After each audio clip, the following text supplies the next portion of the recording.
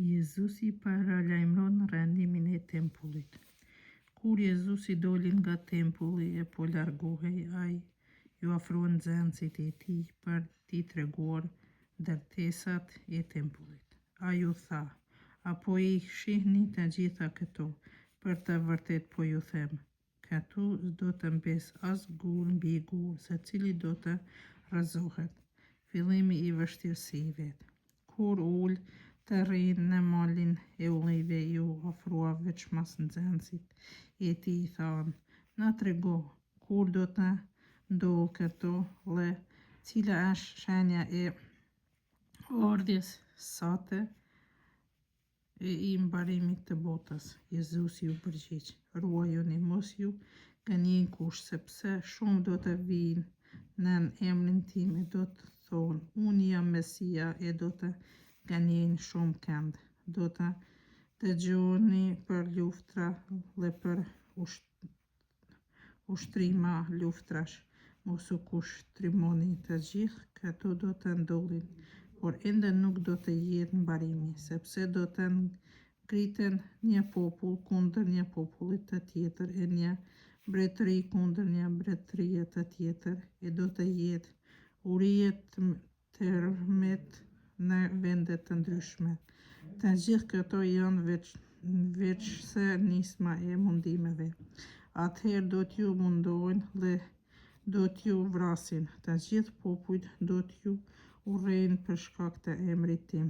Atëherë shumë do ta lënë fenë, do ta tradhtojnë njëri tjetrin dhe do ta urrejnë shoqi shoqin.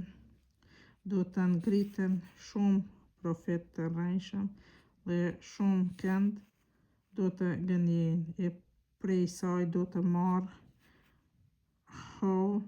padrejtësia, shumë kujt do t'i ftohet dashuria, por ai që do të qëndrojë deri në fund do të shëlbohet. Ky ungjilli I mbretërisë do të shpallet në mbar botën, që kështu të gjithë popujt ta kenë provën e së vërtetës së zbuluar. Atëherë do të vijë mbarimi.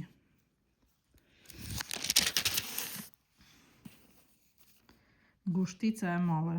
Kur pra të shihni se në vendin e shenjtë hypi një fron shkretues I urrëtur, për të cilin foli Danieli profet, kush lexon le ta kuptojë. Atëherë ata që do të ndodhin në Jude le të ikin në male. Kush të ndodh mbi pullas të mos zbresë për të marrë ndonjë send në shtëpinë e vet. As ai që të ndodh në arë të mos kthehet për të marrë petkun e vet.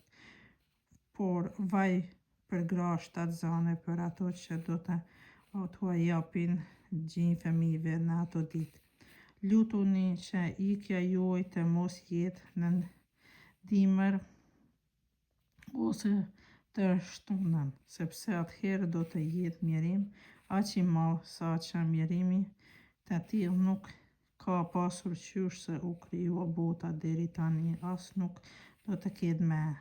Dhe po të mos shkurtoheshin ato ditë, askush nuk do të shpëtojë, por për hir të zgjedhurave do të shkurtohen ato ditë. Nëse atëherë do t'ju thonë kush: "Ja, këtu është Mesia", apo "Atje", mos besoni, sepse do të paraqiten mesi të rrejshëm e profetë të rrejshëm dhe do të tregojnë shenja të mëdha e të çuditshme, aq sa t'i gënjejnë, po të ishte e mundur edhe të zgjedhurit.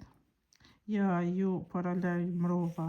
Prandaj nëse ju thonë: "Ja, tek është në shkreti, mos luani vendit. Ja, tek është në dhomë e strehimit, mos besoni, sepse ardhja e Birit të Njeriut do të jetë sikurse vetima që del në lindje e duke deri në perëndim. Kur të jetë qoftina, aty do të mblidhet shqiponjat." Ardhja e Birit të Njeriut. fill pas mirimit të atyre ditëve.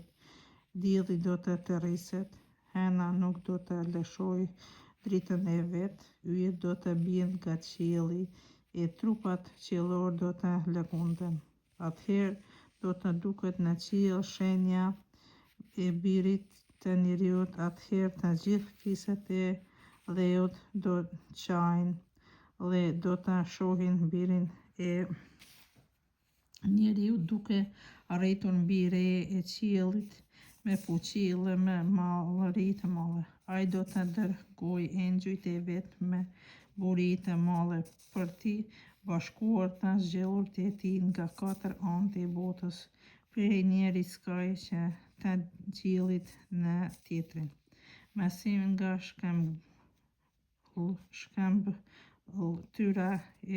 shëmbëltyra e fikut. Kuptoni krahasimin që jep shëmbëltyrën e fikut, por si ti një mësohet degët e të qes gjethet e dini se vera është afër. Kështu edhe ju, kur të shihni të gjitha këto dijeni se biri i njeriut është afër tuaj te dera. Për të vërtet po ju them, s'do të kaloj kjo brezëri pa shkuar në vend të gjitha këto. Qielli e toka do të zhduken, por fjalët e mia nuk do të bien poshtë. Drita dhe ora e panjohur. E kur do të jetë ajo ditë dhe ajo orë, askush s'e di gjë, as engjëjt e qiellit, as biri, përveç vetëm Atit.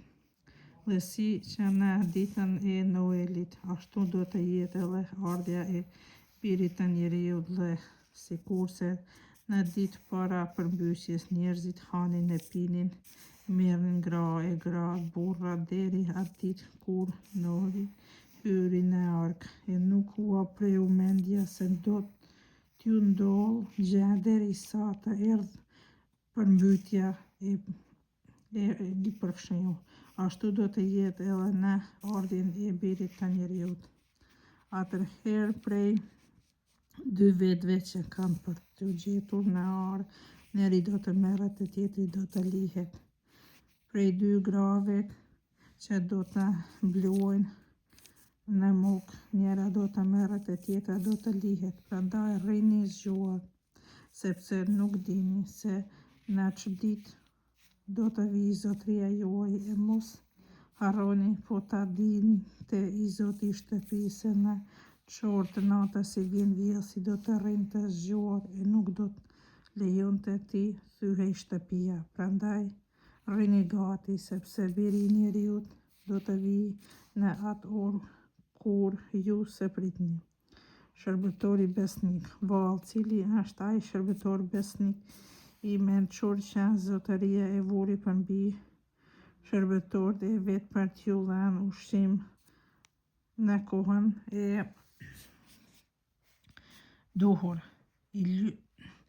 I lumi ai shërbëtor që kur të vijë zotëria e gjen duke vepruar kështu, për të vërtet po ju them, do t'ua besojnë mbar pasurinë e vet.